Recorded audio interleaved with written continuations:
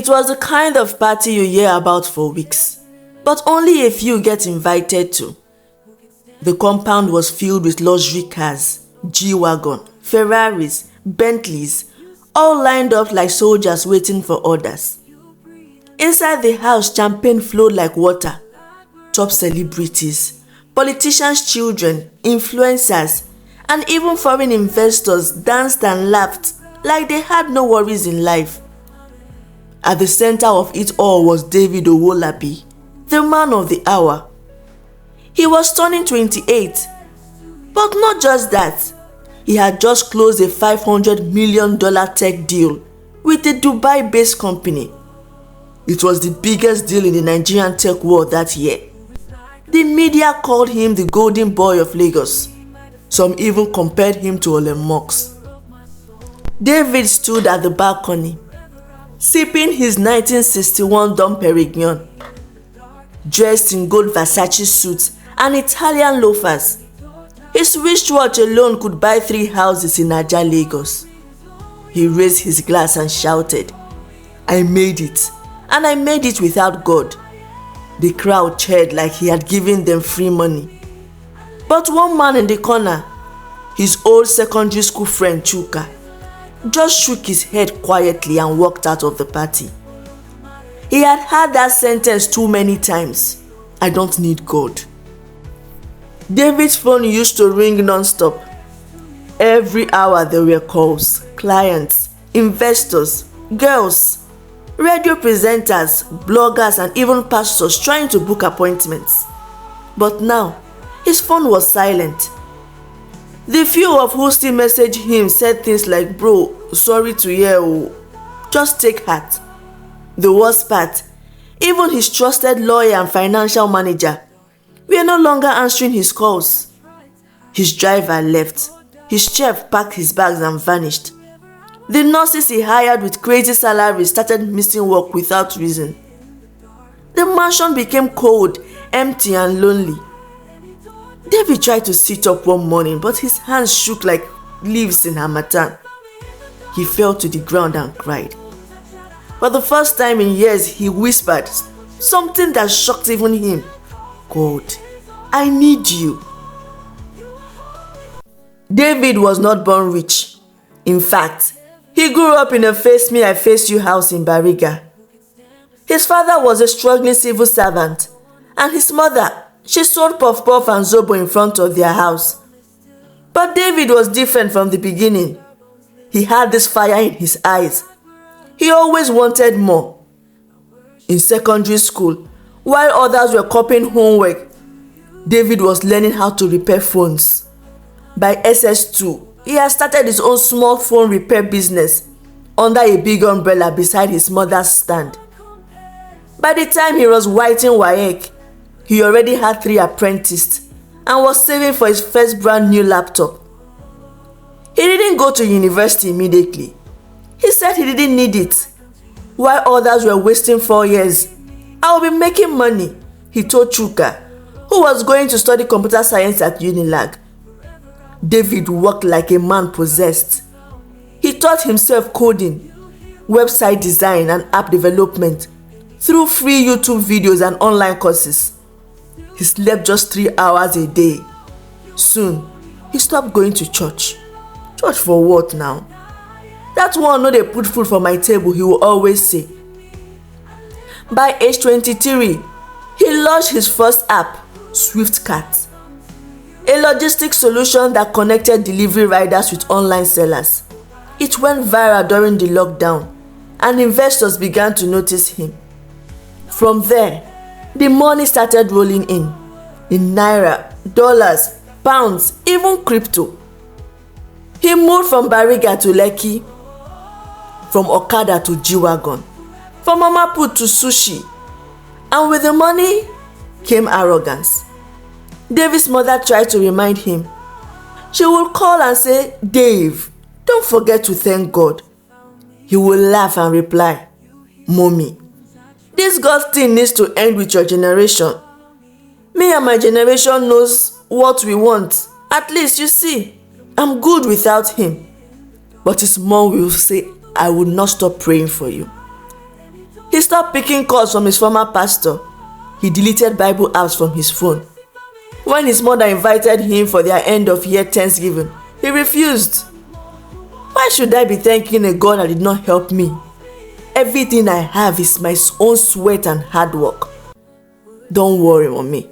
I will send you money. I know your church needs money, so I will give them.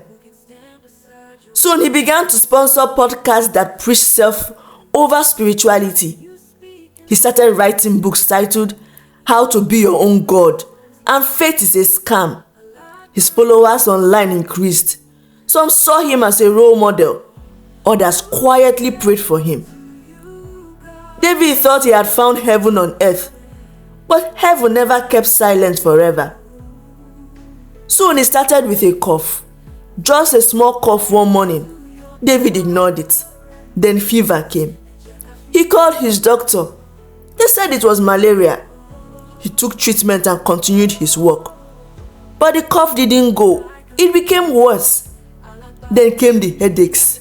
Then his hands started shaking. He couldn't type. His fingers refused to obey.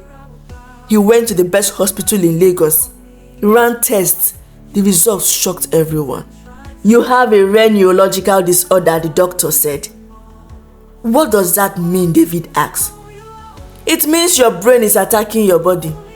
There's no known cure. David laughed. You are joking, right? Don't worry. Nigeria is whack. I'll fly to the UK or maybe America. David flew to London. They confirmed it. He went to Germany. Same thing. He went to America. Same diagnosis. He spent over $2 million looking for answers, but nothing changed. His health became worse. His tech empire began to crumble. Shareholders pulled out. Partners canceled deals. Staffs resigned. His Instagram went silent. The media turned against him. Some said he was cursed. Others said it was karma. David Owolabi, the golden boy of Lagos, was now a ghost in his own mansion. And at that point, he had just one question in his mind. What's happening? Is this the end of me? One day, there was a knock on the door late in the evening. David was lying on the floor, weak and hungry, when he heard the knock. At first, he thought he imagined it. Then it came again, this time louder. David dragged himself slowly across the marble floor. His leg could barely move. Sweat poured from his body. When he opened the door, it was Chuka, his old friend. The same Chuka that walked out of his birthday party some months back. He carried a black nylon bag and a Bible.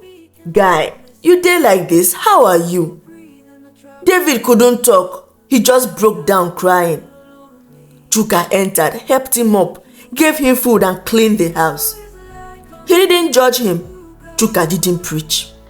He just sat with him like a brother. Later that night, while David laid on the couch, Chuka read a verse from Psalms. The Lord is near to the brokenhearted and save the crushed in spirit. David closed his eyes and for the first time, he slept peacefully. The next few weeks were so quiet. No social media, no business calls, no designer's clothes. Just David in simple shorts, struggling to walk slowly around his compound, thinking about life. Chuka visited David every 2 days. Sometimes he prayed with him. Sometimes they just talked about life back in Bariga. About their struggles, their dreams, their mistakes. On one of Chuka's visits, he intentionally left a Bible in David's room. Few days passed, David avoided it. Even though the urge came, finally one day, David picked it up and flipped through it.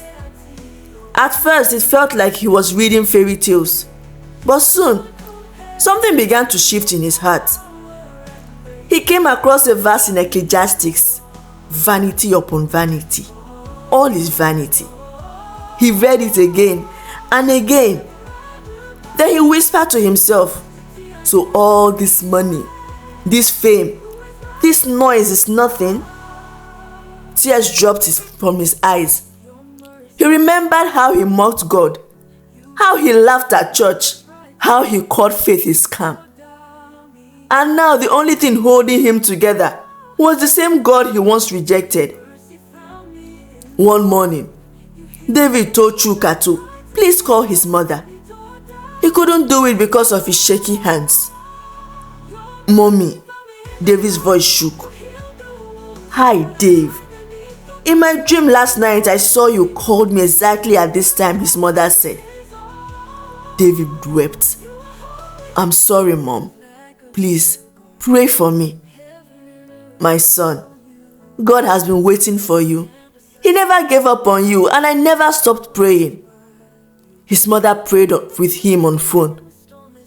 The next day, she came to David's house with a small bottle of anointing oil and a big warmer filled with hot jollof rice.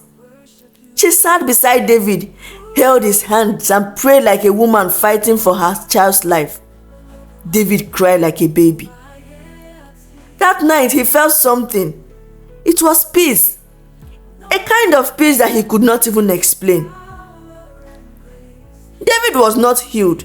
David was still sick. His bank account was still empty. People still laughed at him on blogs.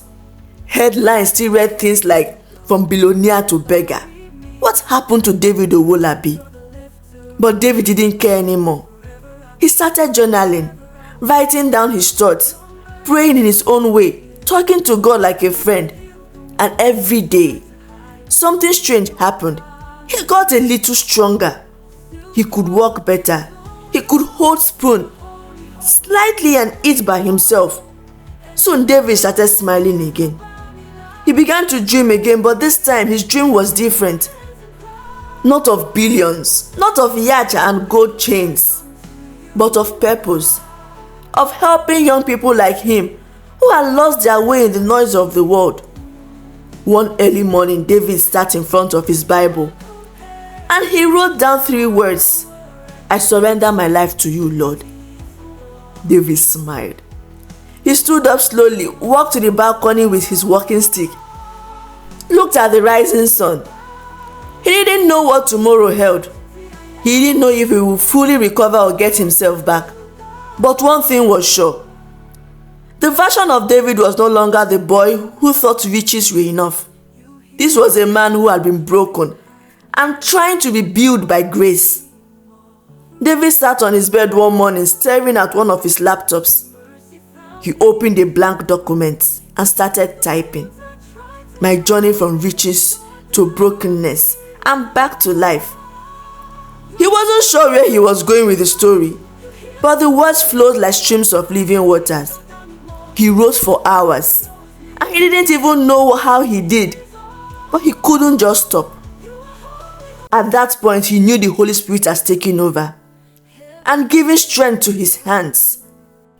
Days later, Chuka read the first few pages and nodded slowly. "Bro, this is a message. It's going to heal a lot of people." "But how were you able to type this?" David smiled.